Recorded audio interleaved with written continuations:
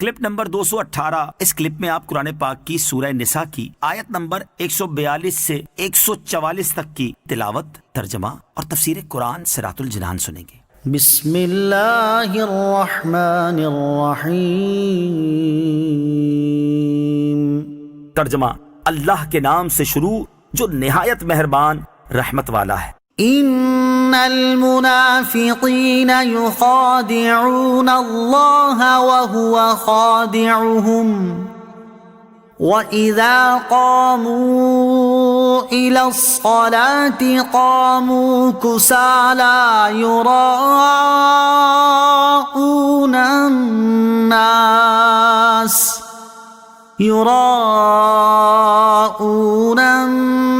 वला यज़कुरून अल्लाह इल्ला क़लीला। तर्जमा, बेशक मुनाफिक लोग अपने गुमान में अल्लाह को फरेब देना चाहते हैं और वही उन्हें गाफिल करके मारेगा, और जब नमाज के लिए खड़े होते हैं तो बड़े सुस्त होकर लोगों के सामने रियाकारी करते हुए खड़े होते हैं और अल्लाह को बहुत थोड़ा याद करते हैं। इन्नल मुनाफिकीन युखादिऊन अल्लाह, बेशक मुनाफिक लोग अपने गुमान में अल्लाह को फरेब देना चाहते हैं।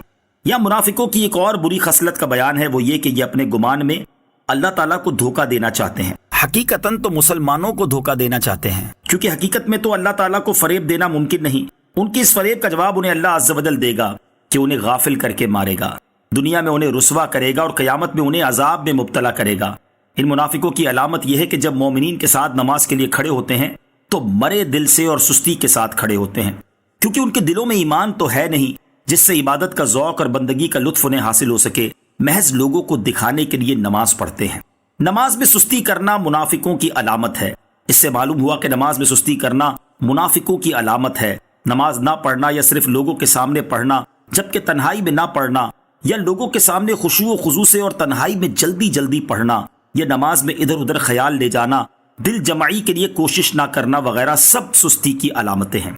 नमाज में खुशू व खुजू पैदा करने का आसान नुस्खा। किसी ने हजरत हातिम असम रहमतुल्लाहि तआला अलैह से उनकी नमाज के बारे में पूछा तो फरमाया, जब नमाज का वक्त करीब आता है तो मैं कामिल वजू करता हूँ, फिर जिस जगह नमाज अदा करने का इरादा होता है वहां आकर इतनी देर बैठ जाता हूँ कि मेरे आज़ा इकट्ठे हो जाएं।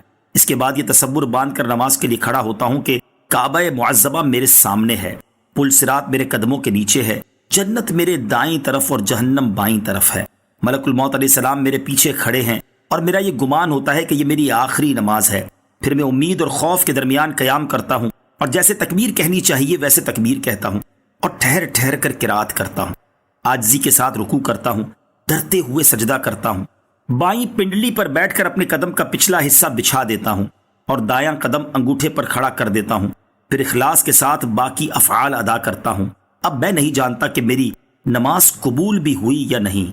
मुज़ब्ज़बीन बैन ज़ालिक ला इलाहा उलाई वला इलाहा उला वमन युद्लिलिल्लाहु फलन तजिद लहू सबीला। तर्जमा, दरमियान में डगमगा रहे हैं, न इनकी तरफ है न उनकी तरफ, और जिसे अल्लाह गुमराह करे तो तुम उसके लिए कोई रास्ता न पाओगे। मुज़ब्ज़बीन बैन ज़ालिक, दरमियान में डगमगा रहे हैं, यानी मुनाफिकीन कुफ्र और ईमान के दरमियान डगमगा रहे हैं, क्योंकि ना तो ये हकीकी तौर पर मोमिन और मुखलिस ईमान वालों के साथ हैं और ना वाज़े तौर पर काफिर और सरी शिर्क करने वालों के साथ हैं। और ए हबीब सल्लल्लाहु तआला अलैहि वसल्लम, आप इन मुनाफिकीन के राह रास्त पर आने की उम्मीद न रखें, क्योंकि जिसे हिदायत और तौफीक की लियाकत न होने की वजह से अल्लाह ताला गुमराह कर दे तो आप उसके लिए कोई ऐसा रास्ता ना पाएंगे जिस पर चलकर वो हक तक पहुंच सके।